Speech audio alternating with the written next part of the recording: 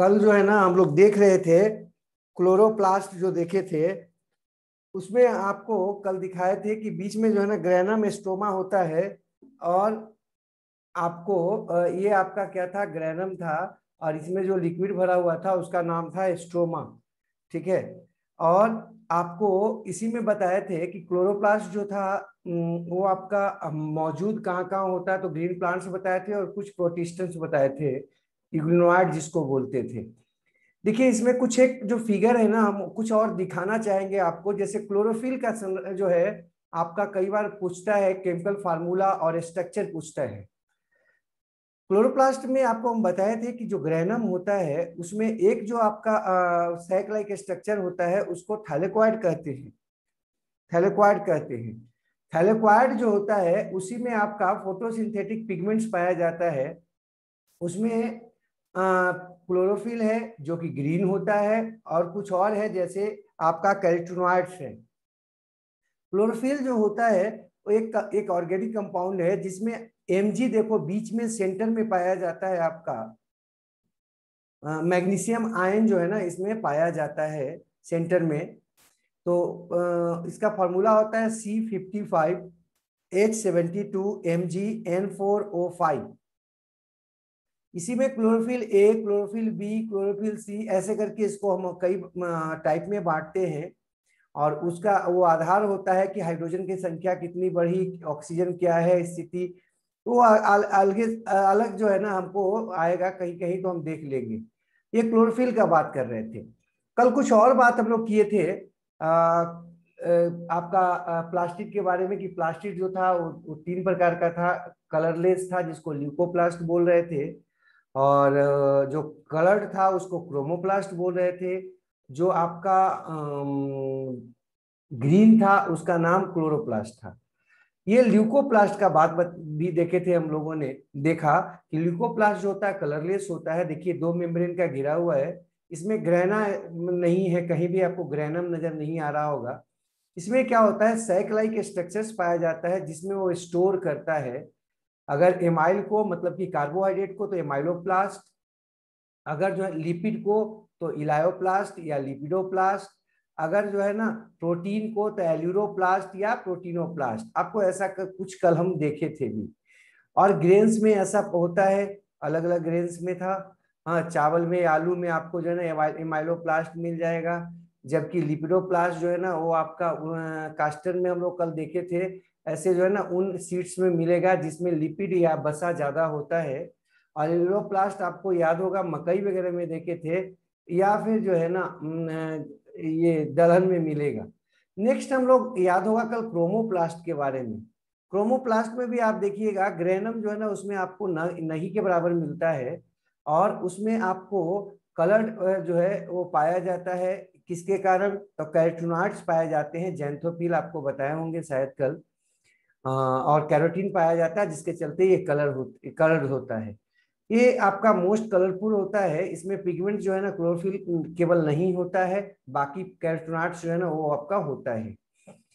Next हम अगर बात करते हैं तो माइटोकॉन्ड्रिया और इसका हम क्लोरोप्लास्ट का जो है ना वो आपका दोनों का समानता और अंतर का बात किए थे। तो दोनों में अंतर में देख लीजिए, इसमें आपका मैट्रिक्स था, इसमें स्ट्रोमा है लिक्विड जो पार्ट है, इसमें क्रिस्टी था। और तो और इसमें F1 पार्टिकल्स ऑक्सीसोम्स वगैरह थे, इसमें F1 पार्टिकल या ऑक्सीसोम्स नहीं होता। लेकिन दोनों में समानता में बताए थे, 70S राइबोसोम होता है। फिर जो है ना डीएनए होता है सर्कुलर, और तो और आरएनए होता है, और इंजाइम्स होता है। लेकिन इसमें फोटोसिंथेसिस के लिए इंजाइम होता है, और इसमें आपका रिस्पायरेशन के लिए इंजाइम्स होता है। कल कुछ एक अंतर में ऐसा हम लोगों ने देखा था। डीएनए देखो दोनों का सेम जैसा होता है, राइबोसोम भी दोनों का सेम जैसा होता है। और कुछ एक स्ट्रक्चर है जो दोनों को हम दिखाना चाह रहे थे समानता और असमानता में, जिसको हम लोगों ने कल अंत में देखा था। और अब आज जो का जो क्लास है वो आपका हम बताए थे कि इसमें आज हम लोगों राइबोसोम देखना था। आप लोगों को कुछ पूछ आज अभी हम बात कर रहे हैं राइबोसोम का, जिसको हम पैलेडे पार्टिकल्स भी कहते हैं। पैलेडे पार्टिकल्स क्यों कहते हैं, क्योंकि इसकी खोज पैलेडे ने की थी। और इसको प्रोटीन फैक्ट्री भी कहते हैं। प्रोटीन फैक्ट्री कहने का कारण क्या है? क्योंकि यहाँ पर प्रोटीन बनता है, इसका काम है प्रोटीन का निर्माण करना। इसको जॉर्ज पैलेडे के द्वारा एनिमल सेल्स में 1953 में खोजा गया था या देखा गया था।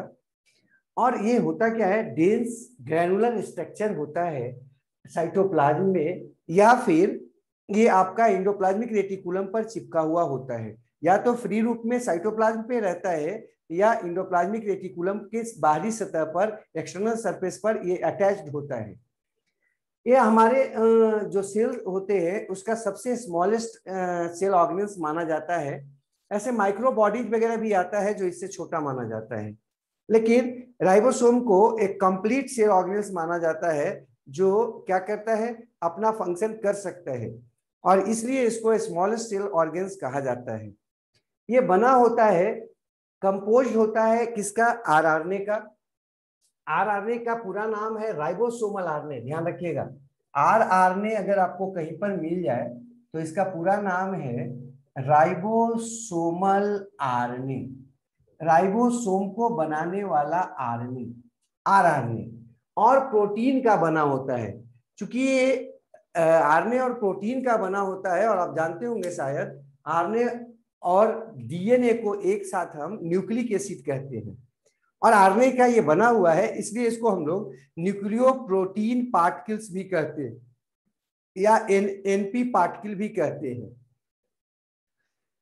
अब इसमें आपका एक बात और ध्यान में रखना है कि ये मेम्ब्रेनलेस होता है, इस पे मेम्ब्रेन नहीं होता है, मेम्ब्रेन बाउंडेड ऑर्गेनेल नहीं है। यूकैरियोटिक सेल का अकेला सेल ऑर्गेनेल है जो कि मेम्ब्रेन बाउंडेड नहीं होता है, मेम्ब्रेनलेस सेल ऑर्गेनेल होता है।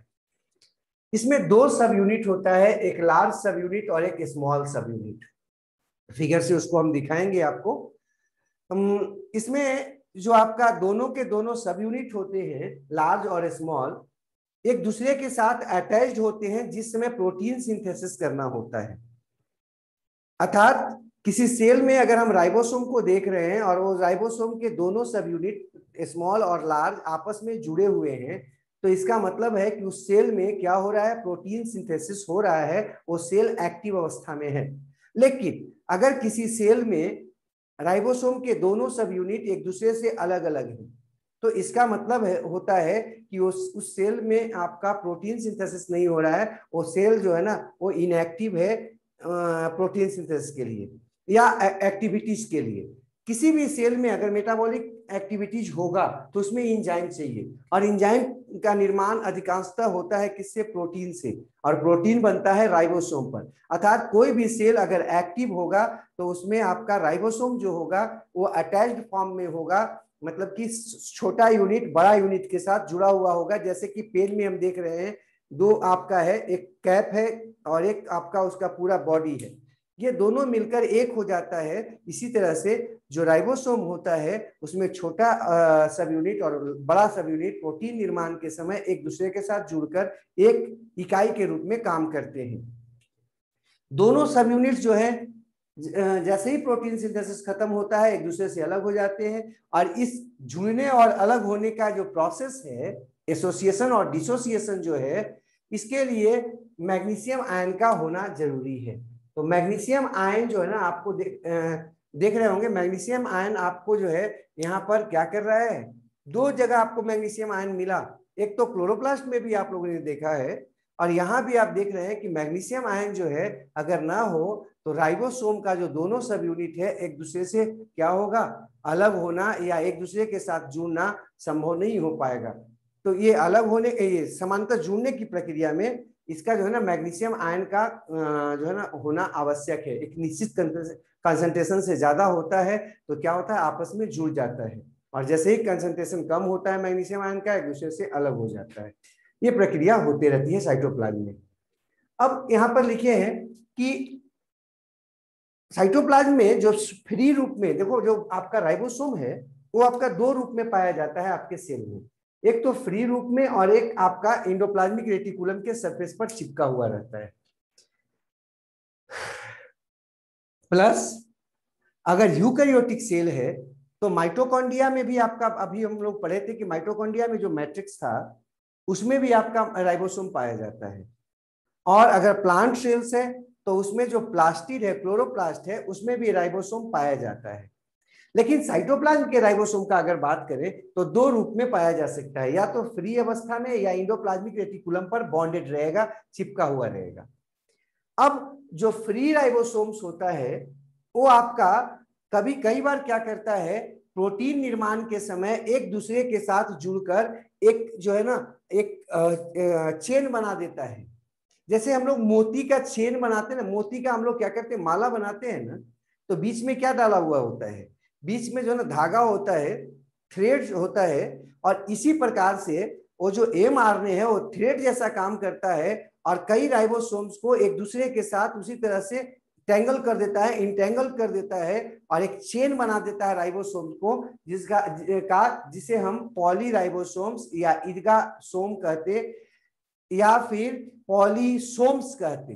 तो पॉलीसोम्स या पॉलीराइबोसोम्स क्या है भाई, पॉलीसोम्स या पॉलीराइबोसोम्स या इर्गासोम वो क्या है, चेन है राइबोसोम्स का जो एक ही mRNA से आपस में जुड़े हुए रहते हैं सब। इसको हम फिगर से दिखाएंगे आपको। और ये समानता साइटोप्लाज्म में पाए जाते हैं प्रोटीन सिंथेसिस के समय, और यूकैरियोट्स के तुलना में प्रोकैरियोट्स में इनकी संख्या काफी होती है और ये बड़े बड़े भी होते हैं। हाँ, जबकि यूकैरियोट्स में भी ये पाए जाते हैं, लेकिन प्रोकैरियोट्स में इनकी जो है ना वो आपका अधिकता होती है इनकी साइटोप्लाज्म में प्रोकैरियोट्स के। अगला बात हम देख रहे थे कि फ्री राइबोसोम जो होता है, अर्थात वैसा राइबोसोम जो कि साइटोप्लाज्म में फ्री अवस्था में रहता है, तैरता चलता है, वो क्या करता है, वो नॉन सेक्रेटरी प्रोटीन को बनाता है। नॉन सेक्रेटरी प्रोटीन मतलब वैसा प्रोटीन जो सिक्रीशन के रूप में नहीं जाने वाला है, बल्कि सेल के अंदर ही स्ट्रक्चर और एंजाइमेटिक प्रोटीन के रूप में यूज होने वाला है। तो वैसा प्रोटीन जो स्ट्रक्चर और एंजाइमेटिक प्रोटीन के रूप में यूज होता है, सामान्यतः बनाया जाता है किसके द्वारा, फ्री राइबोसोम के द्वारा, और ये आपका सेल के अंदर ही यूज हो जाता है। जबकि जो इंडोप्लाज्मिक रेटिकुलम पर जो राइबोसोम्स होते हैं अटैच्ड अवस्था में रहते हैं, सामान्यतः किस पर पाया जाएगा, इंडोप्लाज्मिक में जिसपे पाया जाएगा उसको हम लोग क्या बोलेंगे, RER बोलेंगे, रफ इंडोप्लाज्मिक रेटिकुलम बोलेंगे। ये क्या करता है, सेक्रेटरी प्रोटीन्स देता है। सेक्रेटरी प्रोटीन्स आप शायद जानते होंगे, वैसा प्रोटीन जो सिक्रीशन के रूप में जाएगा, और तो और वैसा प्रोटीन बनाता है जो ट्रांसपोर्ट में उपयोग होता है या ट्रांसपोर्ट का काम करता है। ये समानता किसमें बनता है, किससे बनाया जाता है, ये आपका इंडोप्लाज्मिक रेटिकुलम पर पाया जाने वाला राइबोसोम के द्वारा बनाया जाता है। और यही प्रोटीन समान रूप से लिपोप्रोटीन के रूप में या ग्लाइकोप्रोटीन के रूप में भी कन्वर्ट होते हैं। अब राइबोसोम जो होता है वो दो प्रकार का होता है, किसके आधार पर, सेडिमेंटेशन कोफिशिएंट के आधार पर। और इसको हम देखते हैं, आपका एक है,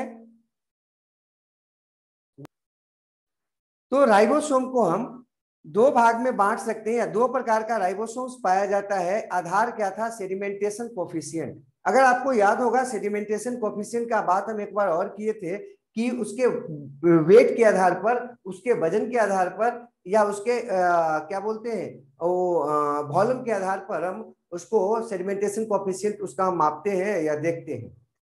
अगर वो ज्यादा भारी होगा तो क्या होगा, वो लिक्विड में जल्दी से नीचे बैठेगा, कोई धीरे धीरे बैठेगा। इसके आधार पर इसको मापने का एक जो है ना वो बताया गया, यूनिट निकाला गया सेडिमेंटेशन कोफिशिएंट करके, एस से उसको डिनोट करते हैं। और इसको सबसे पहले बताया था स्वेदबर्ग साहब ने। स्वेदबर्ग साहब ने क्या किया कि वॉल्यूम और वेट के रेशियो के आधार पर एक यूनिट निकाला, जिससे कि माइक्रो ऑर्गेनिम्स या फिर जो आपके सेल ऑर्गेनिम्स हैं, या फिर जो आपके बड़े बड़े मैक्रो मॉलिक्यूल्स हैं, उनके वेट वगैरह को बताया जा सके या उनको डिनोट किया जा सके। हाँ, ऐसे तो हम ग्राम में या फिर जो है ना केजी में जो बताते हैं वो तो ऐसा यूनिट है ही, लेकिन बायोलॉजी में जो है ना सामान्य रूप से जो आपके पॉलीमर्स थे उनके वेट को डिनोट करने के लिए, मतलब एक्सप्रेस करने के लिए, या फिर जो सेल ऑर्गेनिल्स होते हैं उनको एक्सप्रेस करने के लिए सेडिमेंटेशन कोफिशिएंट बताया गया था, किसके द्वारा, स्वेदबर्ग साहब के द्वारा। तो इसके आधार पर राइबोसोम जो है ना दो प्रकार का हो सकता है, एक 70S का और एक 80S का। अब आप अगर थोड़ा सा भी याद होगा तो बताए थे राइबोसोम बना हुआ किसका होता है, आरएनए और प्रोटीन का। देखो जो 70S का राइबोसोम होता है उसमें आपका आरएनए 60% होता है, जबकि प्रोटीन जो होता है 40% होता है। जो भी आपका 70S राइबोसोम होता है, हाँ, उसमें आपका प्रोटीन कितना बता रहे, प्रोटीन 40% और आरएनए 60% होता है। जबकि 80S राइबोसोम को अगर देखते हैं जो कि यूकैरियोटिक साइटोप्लाज्म में पाया जाता है, तो इसमें उल्टा हो जाता है। इसमें आपका प्रोटीन जो है वो 60% होता है, जबकि आरएनए 40%, है ना। उसमें क्या था, आरएनए 60% और प्रोटीन आपका 40%, और यहां पर 60% कौन होता है, 60% आपका प्रोटीन होता है, और आरएनए कितना परसेंट होता है, वो आपका 40% होता है। नेक्स्ट बात जो देखते हैं हम कि जो 70S राइबोसोम होता है उसमें आपका दो सब यूनिट होता है, जैसा कि हम लोग पढ़े थे। एक सब यूनिट जो होता है स्मॉल सब यूनिट होता है, और एक लार्ज होता है, लार्ज प्लस स्मॉल, दो सब यूनिट होता है ना, सब यूनिट्स होता है। तो दोनों सब यूनिट्स को अगर हम देखें तो अगर 70S का है तो एक जो आपका लार्ज होता है वो कैसा होता है, 50S का होता है, जबकि स्मॉल जो होता है वो कैसा होता है, 30S का होता है सब यूनिट। अब जो 50S का जो होता है, लार्ज जो सब यूनिट होता है, उसमें 34 प्रोटीन मॉलिक्यूल्स पाए जाते हैं।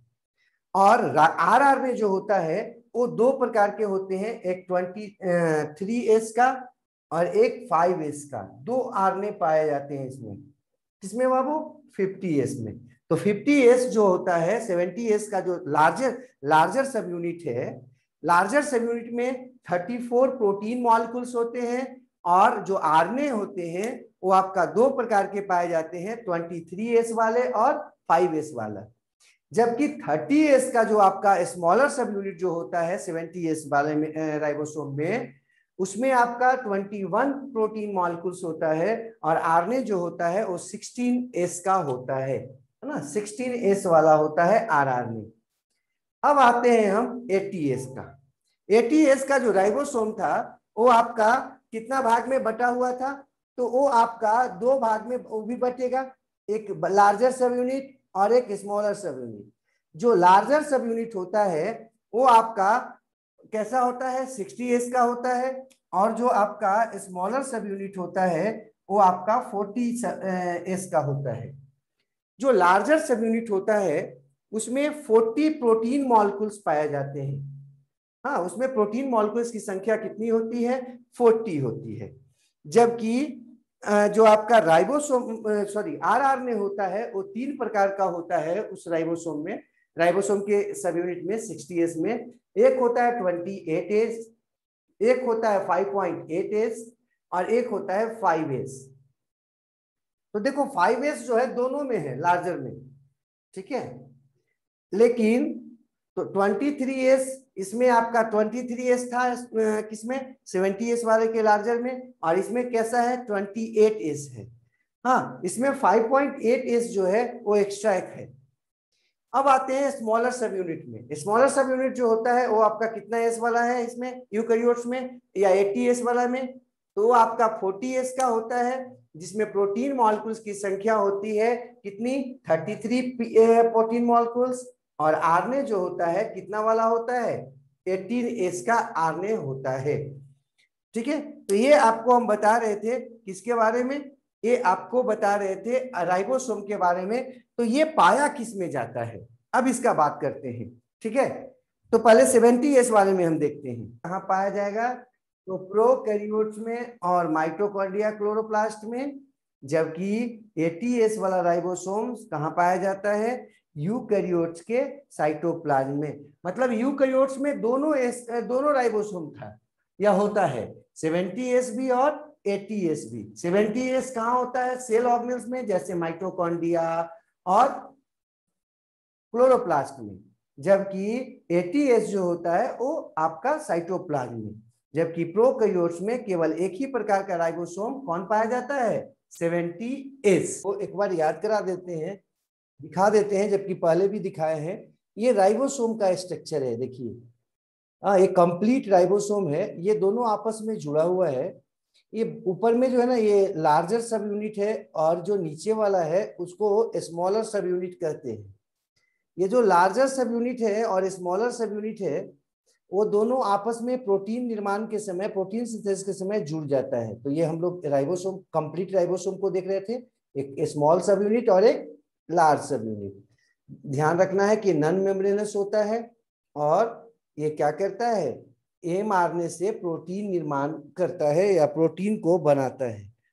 नेक्स्ट जो हम बात करते हैं वो आपका प्रोकैरियोटिक राइबोसोम और यूकैरियोटिक राइबोसोम का बात कर लेते हैं। तो प्रोकैरियोटिक में बताए थे कि लार्जर जो सब यूनिट होता है 50S का होता है, और स्मॉलर कैसा होता है 30S का। देख लीजिए, कंपैरेटिवली छोटा बड़ा है ना। जो आपका लार्जर सब यूनिट है 50S वाला, वो काफी बड़ा है 30 के तुलना में।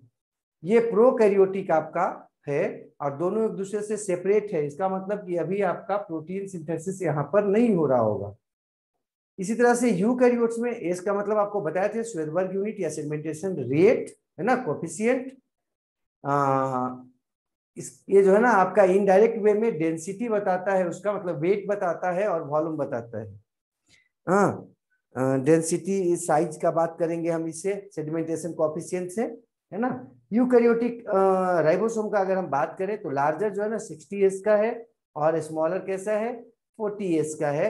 अर्थात टोटल कितना है 80S का बात है। दोनों का कुछ कुछ यूनिट हिस्सा जो है ना एक दूसरे के साथ जुड़ने में क्या होता है, एक दूसरे में इंक्लूड हो जाता है, जुड़ जाता है, एक दूसरे के अंदर चला जाता है। तो इसके कारण साइज क्या हो जाता है, उतना नहीं बढ़ता जितना कि दोनों में अलग अलग था। 60S और 40S था, होना चाहिए था कितना 100S, लेकिन हो कितना रहा है 80S। कारण क्या है कि दोनों मिलकर एक सिंगल में बदल जाता है। तो ये आपको हम राइबोसोम का फिगर बता रहे थे, किसमें, यूकैरियोट्स में और प्रोकैरियोट्स में, और कैसे वो प्रोटीन सिंथेसिस के समय अलग हो जाता, जुड़ जाता है, और प्रोटीन सिंथेसिस नहीं होने पर अलग। क्या है फंक्शन, अगर राइबोसोम का देखें तो केवल एक फंक्शन है, वो है सिंथेसिस ऑफ प्रोटीन। अब उस प्रोटीन का जो होना है हो, वो प्रोटीन का चीज है, काम है। ये प्रोटीन बनाना केवल इसका काम है राइबोसोम का। देखो, राइबोसोम से जो प्रोटीन बनता है, वो प्रोटीन जो है ना चैपरन प्रोटीन के द्वारा प्रोसेसिंग होता है, और फिर जो है ना आपका जैसा प्रोटीन चाहिए वैसा हो जाता है वो। अब आपके मन में आएगा रियली में होता कैसे है। तो देखो, यहाँ पर ढेर सारा अमीनो एसिड्स जो है वो आपका ऐसे ढेर सारा अमीनो एसिड्स यहाँ पर आता है, पीआरएनए उसको पकड़कर लाता है, और लाकर इसको देता है। तो ये क्या करता है, धागा के रूप में ऐसे निकालते जाता है। तो प्रत्येक आपका जो आपका आती है राइबोसोम जो है, वो क्या करता है, प्रोटीन ऐसे निकालता जाता है धागा के रूप में। ये क्या है, न्यूली फॉर्म्ड पॉलीपेप्टाइड। प्रोटीन से अच्छा रहेगा उसको पॉलीपेप्टाइड करना, पेप्टाइड्स। तो एक ही एमआरएनए से कई पॉलीपेप्टाइड्स निकल सकता है एक साथ। क्यों, क्योंकि ढेर सारा राइबोसोम जो है ना एक साथ काम करता है, और इसी को कहते हैं पॉलीराइबोसोम। और आपको जान क्या सर्च होगा, इसमें जो मूवमेंट होता है राइबोसोम का, वो आपका एक तरफ से दूसरे तरफ की तरफ होता है। 5 इंच अगर है तो 5 इंच से 3 इंच की तरफ होता है, ऐसे मूवमेंट एक डायरेक्शन में होता है, ये मूव करता जाता है ऐसे। हाँ, और वो जो है ना आपका प्रोटीन को बनाता जा रहा है, न्यूली फॉर्म प्रोटीन जो है ना वो आपका पॉलीपेप्टाइड चेन वो आपका निकलता जा रहा है। और उसका प्रोसेसिंग किसके द्वारा होता है, चैपरन प्रोटीन के द्वारा होता है, स्पेशल प्रोटीन है। अब हम आगे बढ़ते हैं और माइक्रो बॉडीज को पढ़ लेते हैं। माइक्रो बॉडी जो होता है काफी सूक्ष्म जो है ना, वो आपका वेसिकल्स होता है। जैसा कि हम लोग देखे थे वैक्यूल बड़ा था, लाइसोसोम उससे छोटा होता है, और उससे भी छोटा होता है माइक्रो बॉडीज। माइक्रो बॉडी जो है ना वो माइन्यूट आपका थैलीनुमा रचना होता है, मतलब माइन्यूट वेसिकल होता है, जिसका डायमीटर आपका 0.2 से लेकर 1.5 माइक्रोमीटर का हो सकता है या होता है। ये numerous single membrane bounded structure होता है या बाउंडेड होता है। इसमें आपका कई एंजाइम्स और प्रोटीन्स पाए जाते हैं। माइक्रोबॉडीज प्लांट और एनिमल्स दोनों सेल्स में पाया जाता है और मुख्यतः इंजाइम्स के आधार पर इसे 3 भाग में बांटते हैं या 3 टाइप्स का होता है। माइक्रोबॉडीज जो इंजाइम्स उसमें है उसके आधार पर मुख्यतः 3 प्रकार का होता है। पहला है पेरोक्सीसोम, दूसरा है स्फेरोसोम्स और तीसरा है ग्लाइऑक्सीसोम्स। पहला हम देखते हैं पेरोक्सीसोम के बारे में। पेरोक्सीसोम जो होता है उसमें करीब 50 प्रकार का इंजाइम्स होता है, करीब 50 प्रकार का इंजाइम्स होता है और साथ ही साथ कुछ एक प्रोटीन्स भी इसमें पाए जाते हैं। पेरोक्सीसोम जो होता है इसका नाम पड़ा है पेरोक्साइड बायोसिंथेटिक इंजाइम के कारण, मतलब पेरोक्साइड का निर्माण और तोड़ने का जो प्रक्रिया है उसमें ये अहम रोल अदा करता है और इसीलिए इसका नाम पेरोक्सीसोम पड़ा है। आपके मन में आएगा कि पेरोक्साइड क्या है। केमिस्ट्री में पेरोक्साइड आपको पढ़ना था, लेकिन नहीं अगर जानते हो तो हम यहाँ पर आते हैं। इसका नाम पड़ा कैसे, कोई पूछेगा कि पेरोक्सीसोम क्यों कहते हैं, क्योंकि ये पेरोक्साइड बायोसिंथेसिस से जुड़ा हुआ है। पेरोक्साइड बायोसिंथेसिस से जुड़ा हुआ है, इसीलिए इसका नाम पेरोक्सीसोम्स पड़ा। अब पेरोक्साइड क्या है तो थोड़ा सा हम यहाँ पर आपको नीचे की तरफ करके दिखा दिए हैं, यहाँ यहीं पे साइड में, कि पेरोक्साइड जो है ना वो आपका ऑक्सीजन जब आपका जुड़ा हुआ हो सिंगल बॉन्ड से, ऐसे हो, ऑक्सीजन जो है ना वो सिंगल बॉन्ड से जुड़ा हुआ है, आपस में सिंगल बॉन्ड से जुड़ा हुआ है और उस पर माइनस चार्ज हो, तो इसी को कहते हैं पर ऑक्साइड, है ना। इन दोनों पर चार्ज है एक एक, तब इसको कहेंगे पर ऑक्साइड। अब ये पर ऑक्साइड कई प्रकार का हो सकता है, जिसमें सबसे कॉमन पर ऑक्साइड है हाइड्रोजन पर ऑक्साइड। अगर हाइड्रोजन जुड़ जाए इसमें तो इसको बोलेंगे हाइड्रोजन पर ऑक्साइड। ये जो हाइड्रोजन पर ऑक्साइड होता है जो कि कॉमन है, ये सामान्यतः आपका जब रिस्पायरेशन और फोटोसिंथेसिस होता रहता है सेल ऑर्गेन्स के अंदर, उस समय बनता है। और ये इतना ज्यादा टॉक्सिक मटेरियल्स का काम करता है कि माइटोकॉन्ड्रिया को डिजनरेट करने लगता है। माइटोकॉन्ड्रिया के पास चिपका हुआ रहता है और उसी को डिजनरेट करने लगता है। कौन? हाइड्रोजन पेरोक्साइड या पेरोक्साइड। अब ये जो हाइड्रोजन पेरोक्साइड है जो कि यहाँ कॉमनली बनता है, उसको डिस्ट्रॉय करने या डिजनरेट करने का काम कौन करता है तो पेरोक्सीसोम्स करता है। कैसे करता है वो यहाँ पर हम पढ़ेंगे, जब हम रिस्पायरेशन पढ़ेंगे तो वहां पर पढ़ना है। पेरोक्सीसोम में लिखिए कि ये भी आपका एनिमल और प्लांट दोनों सेल्स में होता है, लेकिन ये कॉमन है फोटोसिंथेटिक सेल में, जहां पर ये फोटो रिस्पायरेशन का एक काम करता है। फोटो रिस्पायरेशन, फोटो का मतलब लाइट और रिस्पायरेशन का मतलब आपको बताए थे ऑक्सीडेशन। तो ऑक्सीडेशन होता है मतलब कि कॉम्प्लेक्स कंपाउंड सिंपल कंपाउंड के रूप में टूटता है, किसके उपस्थिति में? लाइट के उपस्थिति में। इसको कहते हैं फोटो रिस्पायरेशन। तो ये जो आपका फोटो रिस्पायरेशन होता है उसमें मुख्यतः 3 जो है ना सेल ऑर्गेनेल्स इन्वॉल्व होते हैं। एक तो क्लोरोप्लास्ट, चूंकि लाइट का बात जब भी होगा तो क्लोरोप्लास्ट का बात होगा। दूसरा माइटोकॉन्ड्रिया, चूंकि रिस्पायरेशन का अगर बात होगा तो माइटोकॉन्ड्रिया इन्वॉल्व होगा। और तीसरा कौन अभी आपको बताए? पेरोक्सीसोम। तो तीनों जो आपके सेल ऑर्गेनेल्स हैं वो एक साथ मिलकर काम करते हैं और फोटो रिस्पायरेशन करते हैं। मतलब फोटोसिंथेसिस के समय जो कॉम्प्लेक्स कंपाउंड ग्लूकोज बन रहा था, ग्लूकोज न बनाकर उसमें से क्या होता है, कुछ इंटरमीडिएट्स को तोड़ना शुरू कर देते हैं दूसरे प्रोडक्ट के रूप में या सिंपल कंपाउंड के रूप में। ये आपका फोटो रिस्पायरेशन कहलाता है। इस समय तोड़ने के समय में ही क्या होता है, हाइड्रोजन पेरोक्साइड बनना शुरू हो जाता है या पर ऑक्साइड बनना शुरू हो जाता है, जो क्या करता है अंततः उन सेल ऑर्गेनेल्स के लिए ही खराब होता है, हानिकारक होता है। खास करके माइटोकॉन्ड्रिया को बहुत तेजी से डिजनरेट करने लगता है या क्लोरोप्लास्ट को डिजनरेट करने लगता है। तो उन दोनों को बचाने का उपाय करता है कौन? पेरोक्सीसोम। वो क्या करता है, पेरोक्साइड जो बन रहा था इस प्रक्रिया के समय, फोटो ऑक्सीडेशन के समय या फोटो रिस्पायरेशन के समय, उसको वो तोड़ जाता है, उसको सिंपल कंपाउंड में बदल देता है। तो अब हम यहाँ आ रहे थे कि ये क्या करता है, दो तरह का एंजाइम रखता है, दोनों तरह का एंजाइम रखता है। पेरोक्साइड प्रोड्यूसिंग एंजाइम भी इसके पास है, पेरोक्साइड प्रोड्यूसिंग एंजाइम, और तो और डिस्ट्रॉइंग एंजाइम भी, पेरोक्साइड डिस्ट्रॉइंग एंजाइम।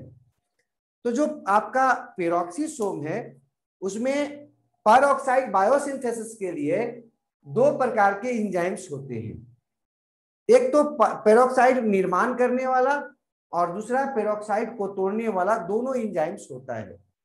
जो पेरोक्साइड प्रोड्यूसिंग एंजाइम्स होता है उसमें प्रमुख है ग्लाइकोलेट ऑक्सीडेज या यूरेट ऑक्सीडेज, हाँ ये सबसे कॉमन एंजाइम है जो पेरोक्सीसोम को पेरोक्साइड बनाने में मदद करता है। लेकिन साथ ही साथ उसमें एक पेरोक्साइड या परऑक्साइड डिस्ट्रॉइंग एंजाइम भी होता है जिसका नाम है कैटेलेज। कैटेलेज के मदद से ये क्या करता है कि जो पेरोक्साइड सेल के साइटोप्लाज्म में था या माइटोकॉन्ड्रिया के पास था या फिर क्लोरोप्लास्ट के पास था, मेनली माइटोकॉन्ड्रिया के पास, उसको ये क्या करता है, डिस्ट्रॉय कर देता है, उसको वो तोड़ देता है, पेरोक्साइड से उसको सिंपल में बदल देता है, तो वो आपका डिस्ट्रक्ट हो जाता है। अर्थात माइटोकॉन्ड्रिया और दूसरे सेल ऑर्गेनेल्स को पेरोक्साइड के हानिकारक प्रभाव से बचाता है, उसको क्या करके, डिटॉक्सिफाई करके, पेरोक्साइड को समाप्त करके। अब बचा दो, स्फेरोसोम और ग्लाइऑक्सीसोम। तो हम शुरू करते हैं स्फेरोसोम और ग्लाइऑक्सीसोम से। माइक्रोबॉडी जो था उसमें दूसरा था स्फेरोसोम। स्फेरोसोम क्या था भाई, स्फेरोसोम जो है ना वो आपका छोटा वेसिकल्स होता है उसी तरह का जैसा कि अभी हम लोग पीछे पेरोक्सीसोम के रूप में देखे, लेकिन ये पाया जाता है वायल सीड या तेल का जो जिसे तेल प्राप्त होता है, वायल प्राप्त होता है, वैसे सीड्स के इंडोस्पर्म सेल्स में पाया जाता है। जैसे कि आप मस्टर्ड वगैरह में देख सकते हैं, उसमें भी कुछ आपको स्फेरोसोम मिलेगा, लेकिन वैसा जिसमें आपका ज्यादा मात्रा में, जैसे कास्टर वगैरह सीड में, कस्टर के सीड में जो है ना आपको काफी मात्रा में इंडोस्पर्म सेल्स में ये आपको स्फेरोसोम मिलेगा। और ये इन्वॉल्व होता है किसमें, फैट के सिंथेसिस में और स्टोरेज में। कौन, स्फेरोसोम। स्फेरोसोम का मेन काम है storage and synthesis of fat. Next जो बात अगर करें, इसमें हाइड्रोलिटिक एंजाइम्स होता है जो कि आपका कुछ हद तक मिलता जुलता होता है लाइसोसोम के रूप में, और इसीलिए इसको हम लोग कॉमनली प्लांट लाइसोसोम भी कहते हैं। शायद आपको याद होगा लाइसोसोम के बारे में हम लोग जानते हैं कि लाइसोसोम मेनली पाया जाता है एनिमल सेल्स में, लेकिन प्लांट सेल्स में भी लाइसोसोम जैसा काम स्फेरोसोम करता है, क्योंकि इसमें आपका हाइड्रोलिटिक एंजाइम्स होता है, तो अधिकांश लोग इसे आपका प्लांट लाइसोसोम भी कहते हैं। और इसका निर्माण होता है एसीआर से, किससे, स्मूथ इंडोप्लाज्मिक रेटिकुलम से, जैसे कि लाइसोसोम का होता था कहां से, गोल्जी बॉडी से, उसका होता था गोल्जी बॉडी से, और इसका निर्माण होता है किससे, स्मूथ इंडोप्लाज्मिक रेटिकुलम से। अगला है ग्लाइऑक्सीसोम का बात। ग्लाइऑक्सीसोम जो है ना तीसरा आपका माइक्रोबॉडीज है, इंपॉर्टेंट। ये स्पेशलाइज्ड एक तरह का पेरोक्सीसोम होता है, मतलब पेरोक्सीसोम का ही एक रूपांतरण होता है, कन्वर्सन होता है। इसे प्लांट में और मोल्ड्स में देखा गया कॉमनली, या देखा जाता है। प्लांट्स तो समझते होंगे, मोल्ड्स आपका फंगस में, फंजाई के जो है ना वो थ्रेड लाइक जो आपका बॉडी होता है उसको मोल्ड्स कहते हैं। हाँ, मतलब फंजाई के किसमें, वो आपका बॉडी में, बॉडी सेल्स में या बॉडी में पाया जाता है। ये आपका क्या करता है भाई, इसमें कई प्रकार के एंजाइम्स होते हैं, जिसमें एक है ग्लाइकोसिलेट साइकिल का, ग्लाइऑक्सीलेट साइकिल का एंजाइम है जो प्रमुख रूप से इसमें पाया जाता है। वो क्या करता है, फैट को कन्वर्ट कर देता है कार्बोहाइड्रेट में, फैट को क्या करता है, कन्वर्ट कर देता है ऑक्सीडेशन करके, किस रूप में, कार्बोहाइड्रेट के रूप में। और ये जो कार्बोहाइड्रेट है वो अंततः फिर एनर्जी के रूप में यूज होता है प्लांट के ग्रोथ में। अर्थात जो सीड होता है उसमें जो फैट होता है तो फैट चूंकि वाटर सॉल्युबल नहीं होता है, इनसॉल्युबल होता है, इनसॉल्युबल लिपिड आपका फूड रिजर्व होता है, तो उसको अगर यूज करना है एनर्जी के रूप में या ग्रोथ के लिए, तो उसको सॉल्युबल शुगर में कन्वर्ट करना होगा। और ये जो कन्वर्सन होता है सीड्स में जर्मिनेशन के समय, वो कौन करता है? ग्लाइऑक्सीलेट साइकिल करता है। और ये ग्लाइऑक्सीलेट साइकिल किसमें होता है? ग्लाइऑक्सीसोम के मदद से होता है, या ग्लाइऑक्सीसोम करता है। यहाँ पर लिखे हैं कि ये मेनली किसमें होता है? जर्मिनेटिंग फैटी सीड्स में होता है। अभी जो बता रहे थे आपको, वैसा सीड्स जो जिसमें फैट काफी मात्रा में है, जैसे कि आप देख सकते हैं मूंगफली में, है ना, ग्राउंडनट जिसको बोलते हैं, कस्टर्ड आपको बताए थे, उसमें आपको जो है ना काफी मात्रा में ग्लाइऑक्सीसोम्स पाया जाता है।